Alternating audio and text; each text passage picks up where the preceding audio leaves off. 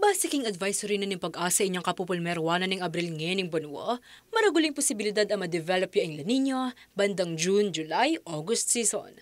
Ing chance ngayon ni, at saka no, king 62%. Makanyan pa man balaos ng paramdaman ding sablay epekto na ng El Nino, akasalungsungang magaganap, king mabilog bangsa. Inya naman metong karang maigpita babanten ngeni yapin ing supply na ning malinis sa danum. King Barangay Bicol, Mabalacat City, Pampanga, bista man nating mapilang portion ng makaranas dusol dit ang mabagal na presyo na ning danum king gripo, map na mukanot ay magkasakit king water supply, ing 47 years old ay lepre si Makyambaw. Okay naman po, masikan naman po yung danom, makanya po, wala naman pong problema. Kaya pong galwaming kabaryo, may na po kaming karela, pero po kaya talaga masikan niya po. Makanyan pa man balaw sa ing water utility provider a Prime Water Mabalacat City, king pamamye paganaka, karing karela megit 56,000 as serbisyon.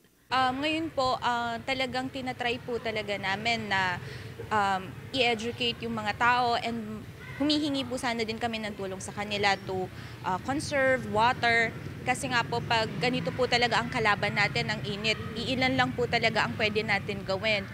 Though may mga ginagawang projects naman din po si Prime Water, pero syempre iba pa rin po talaga kapag tulong-tulong po tayo para mag-conserve ng water.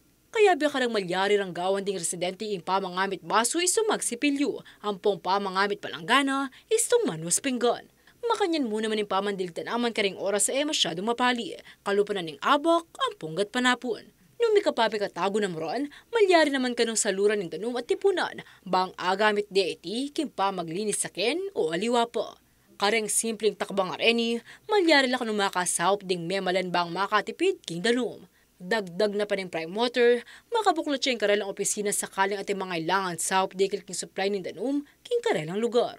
Sa mga consumers po natin, kung meron po silang concerns, kung kailangan din po nila ng tubig, tapos bigla po natamaan nga po na walang tumutulo sa gripo nila, pwede po silang mag-reach out sa amin. Pwede po silang pumunta sa office, punta po sila sa customer service, and meron naman po tayong mga water rationing na mga activities. Papadalan po talaga namin sila ng tubig. Ako, ingkaya kayong talasuyo, Liana Canilaw, ating pusong makabalin.